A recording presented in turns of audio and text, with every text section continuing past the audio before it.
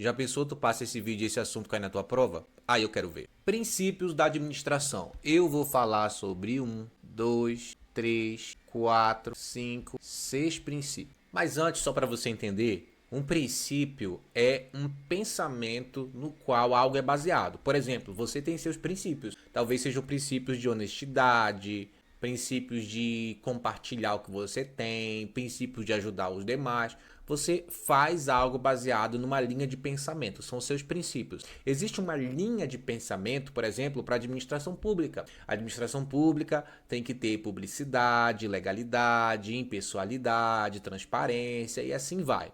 E existem os princípios da administração, que é de uma forma geral. Eu não estou falando aqui de princípios da administração pública. Eu estou falando de princípios da administração. O primeiro princípio seria o princípio da abrangência universal. O que isso significa? Significa que a administração serve para qualquer tipo de organização. Então, existem muitos tipos de organização. Existem organizações privadas, públicas, não governamentais, existe uma escola, existe um hospital, existe uma empresa, existe o Estado, existe um órgão.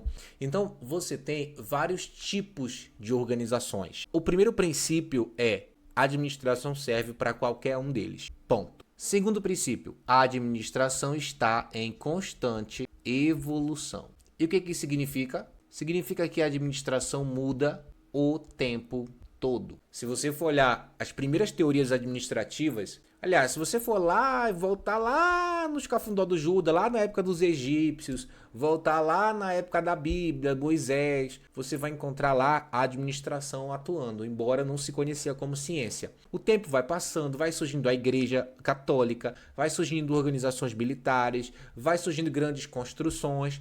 É necessário que a administração vá se moldando a isso. Agora, se você pegar só o conceito da administração como ciência, ela começa a ser datada da época do finalzinho do século XIX, começo do século XX, onde a gente vai ter as teorias administrativas começando a surgir. Você tem a teoria científica, a teoria clássica, a teoria das relações humanas, a teoria burocrática, a teoria comportamental e assim vai.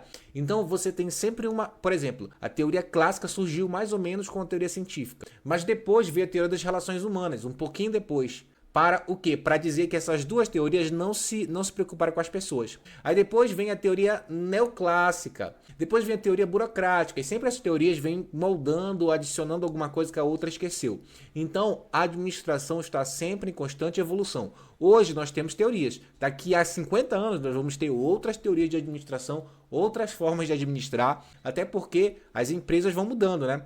Antes era basicamente ali pequenos artesãos que trabalhavam, era coisa manual. Agora, com a Revolução Industrial, você tem as fábricas crescendo, depois você tem a globalização, onde você tem empresas que estão em todo lugar do mundo, você vai mudando. Daqui a 50 anos, eu não sei como serão as empresas, mas eu sei o seguinte: elas vão continuar precisando de administração. Ainda que essa administração seja por uma inteligência artificial, mas vai ter um método para se fazer isso. Então a administração está mudando o tempo inteiro. Outro ponto, outro princípio: generalizações e particularizações. O que isso significa? Basicamente é o seguinte: a administração, às vezes você tem uma situação específica que você está administrando, e a técnica que você está usando ali, a forma de administrar ali, ela pode ser expandida para outras situações maiores. E particularização é o vice-versa. Às vezes você está aplicando a administração numa situação maior que pode ser aplicada numa situação mais particular.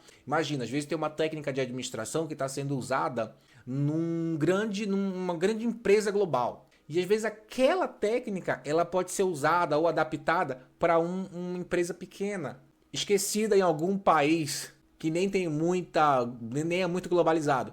E às vezes vice-versa. Às vezes a administração ela é usada numa empresa pequena, num lugar, uma pessoa que tem uma técnica que ele mesmo criou, e aí ele pode às vezes expandir aquilo ali para lugares maiores. Então a administração ela pode ser usada tanto para generalizar do pequeno para o maior, quanto o caminho inverso. Quarto princípio: relatividade. O que significa? Significa que tudo depende. Hoje as teorias mais modernas de administração tenha o entendimento de que depende, a forma que você vai administrar depende do contexto, depende da situação. Então, por exemplo, às vezes você tem uma rotatividade ali acontecendo num setor específico. Essa rotatividade de funcionários, o tempo todo ali acontecendo, eu posso aplicar uma técnica para tentar resolver aquilo, uma técnica administrativa.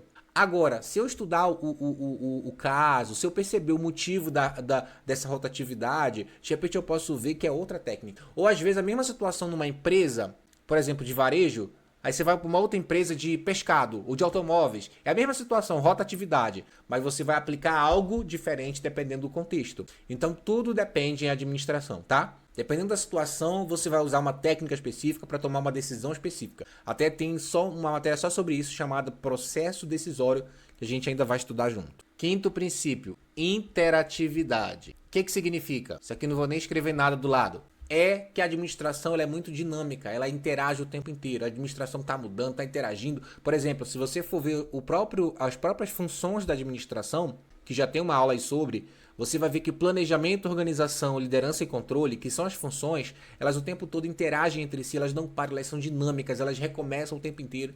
Essa interatividade, ela faz parte da linha de pensamento da administração. A administração não pode ser estática, não pode ser parada. Outro ponto, outro princípio, foco em pessoas. Muita gente acha que administrar é fazer cálculo. Eu já recebi, hoje não tanto, mas já recebi muita pergunta de gente, administração tem muita matemática, tem muito cálculo. Não, gente, presta atenção. Pode ter cálculo? Pode ter cálculo. Aliás, não tem como fugir da matemática em coisa nenhuma. Mas, eu te digo uma coisa, a administração é humanas, não exatas. A administração é muito mais lidar com pessoas do que lidar com números, do que lidar com cálculo, do que lidar com objeto. Porque administrar pressupõe, como você já estudou na sua primeira aula, o que é administrar? Administrar é fazer coisas com e através das pessoas para alcançar os objetivos da organização e das pessoas. Então, o próprio conceito de administrar envolve pessoas. Você tem um outro conceito que é administrar é o processo de planejar, organizar, liderar e controlar organizações. Quando você vai para planejar, quem planeja? Pessoas. Organiza, quem organiza? Pessoas. Lidera, quem você lidera? Pessoas. Controle, quem faz o controle? Pessoas. Então, a administração envolve uma pessoa com várias pessoas subordinadas e essa pessoa que lidera é o administrador, ele comanda essas pessoas, ele lidera essas pessoas para que elas alcancem objetivos. Então, o principal são pessoas. É fazer as pessoas funcionar para tirar o melhor delas. Isso é que a administração faz. E esse aí é o nosso mapa mental. Se você quiser entrar no nosso grupo de estudo, basta você fazer o scanner desse QR Code. Eu não tenho, eu só tenho um celular. Para de inventar desculpa, tá? Se você só tem um celular, abre no computador. Não tenho computador, dá um jeito, pede para alguém, pede para outra pessoa escanear, arruma o celular, vai com um amigo, sai na rua, pede para alguém. Escaneia para você entrar nesse grupo. Tudo depende de você e a gente vai estudar junto. Até a próxima.